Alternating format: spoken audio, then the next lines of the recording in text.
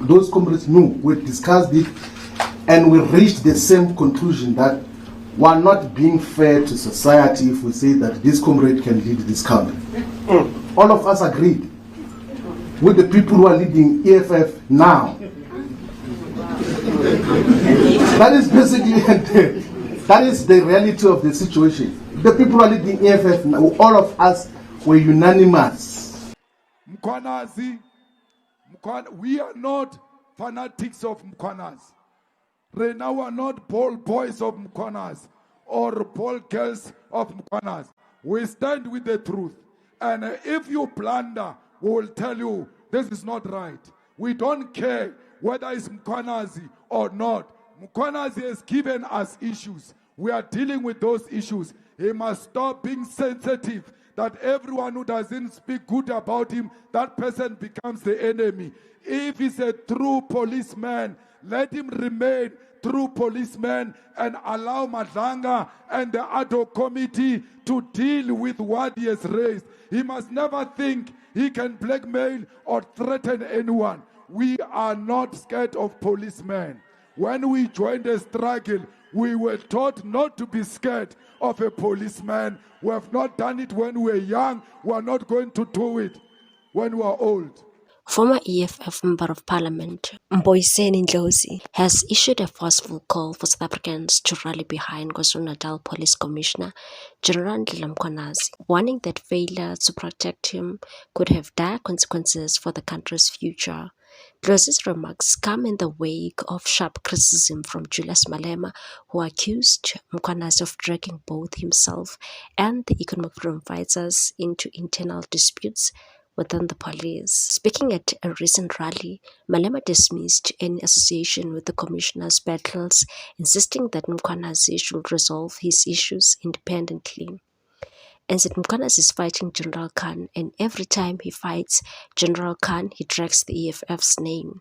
Let him fight his own battles and leave the EFF out of it. The Economic Freedom Fighters leader also issued a stern warning, stating that he will not be intimidated by members of police. The tensions follow revelations at the Madlanga Commission, where testimony linked to Malema to alleged political interference in a City of Tshwane security tender. During proceedings, Sergeant Fani Nkosi presented evidence of communication involving Malema and municipal officials. It was alleged that a list of preferred service providers had been supplied through political channels, claims that have intensified scrutiny around the matter. Against this backdrop, Ndlozi took to his X app with a strongly worded defense of Mkhwanazi, framing the issue as one that goes beyond personalities and factional battles, and wrote, "Hands off General Mkhwanazi. A society that doesn't protect whistleblowers is doomed to become a mafia state. They've already killed Babita. What do you think they will do to Mkhwanazi? He must be shielded from all petty egotistical, pompous and parasitic attacks. All who try to reduce his mission to personality fight or even factions within the SAPS are all wrong. Journalists, politicians and many experts have been peddling of this line. What this line seeks to do is to neutralize the correct momentum against SAPS generals who have protected, advanced and benefited from organized criminals with the endorsed of top politicians. Mkhwanazi's mission is simple. Organized criminals are embedded with top politicians and top generals, and they must all be exposed and meet the full might of law. In fact, all who oppose General Mkhwanazi are not with the people. That is the bottom line. If Mkhwanazi doesn't win this battle, which is a people's battle, then ours will become a banana republic, a mafia state ruled by men with guns. Society must defend itself.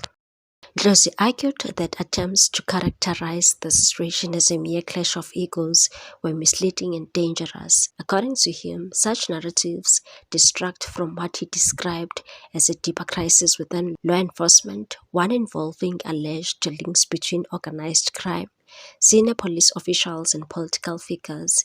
He maintained that Mkhwanazi's efforts are aimed at exposing entrenched criminal networks and ensuring accountability at the highest levels. While Ndlozi did not directly mention Malema, his remarks have widely been interpreted as a response to the EFF leader's public criticism.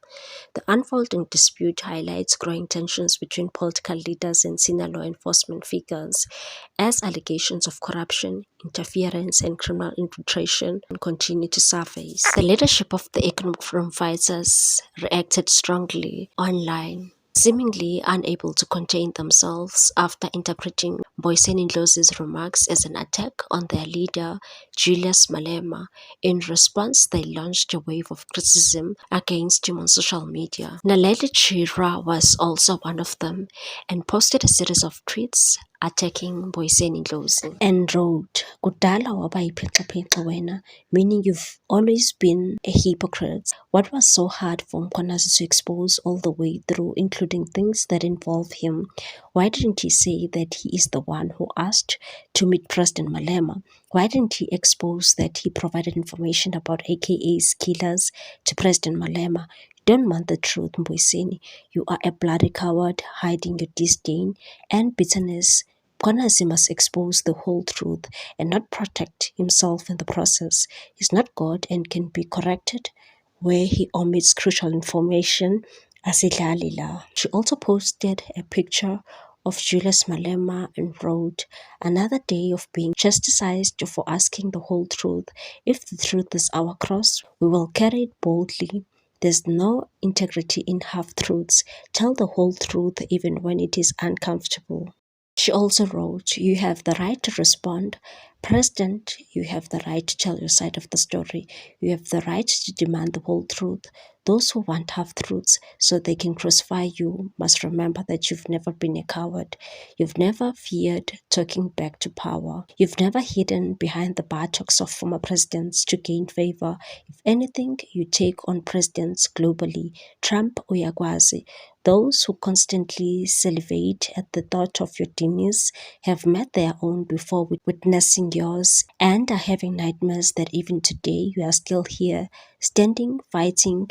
They attack when you are grieving because they have always been cowards. Catch your sub at Mboiseni Ndlozi." Sinawa Tambo, the spokesperson of the Economic Freedom Fighters, also responded by insulting Mboiseni Ndlozi and wrote, "Being a whistleblower and top cop does not make one immune to error, irresponsible behavior and critique.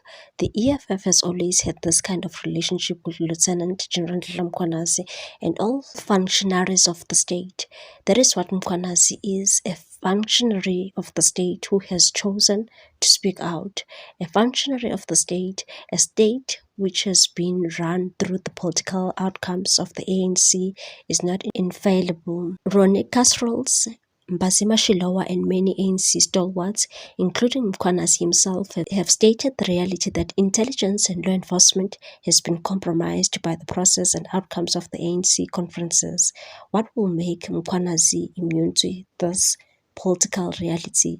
What is wrong about pointing that one out? No one in this country must have a blank check, and South Africans must never be blackmailed into silence by people who think law enforcement is like supporting Kaizer Chiefs through thick and thin. This is law enforcement of the country, and a functionary of that is making sweeping unsustainable statements about politicians when he does not like what they have to say about him selectively. Never must we descend public discourse and our democracy into a fan club.